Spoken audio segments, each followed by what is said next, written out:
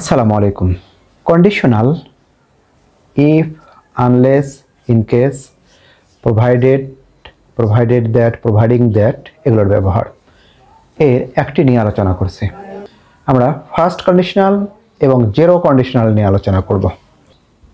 If it rains, যদি বৃষ্টি হয়, উই উইল প্লে, আমরা খেলবো। বিষয় হলো যে ইফের সঙ্গে যদি প্রেজেন্ট থাকে, অর্থাৎ প্রেজেন্ট যে কোনো ফর্মে থাকতে পারে, তবে প্রেজেন্ট ইনডিফিনিট, তাহলে অপরটা হবে হলো ফিউচার ইনডিফিনিট কিংবা প্রেজেন্ট। ওকে, কিন্তু যদি চিরন্তন সত্য বোঝায়, if we heat ice it melts, যদি আমরা বরফকে তাপ দিই তাহলে এটা গলে যায়। চিরন্তন সত্য বোঝালে আমরা প্রেজেন্ট ইনডিফিনিট টেন্স করব।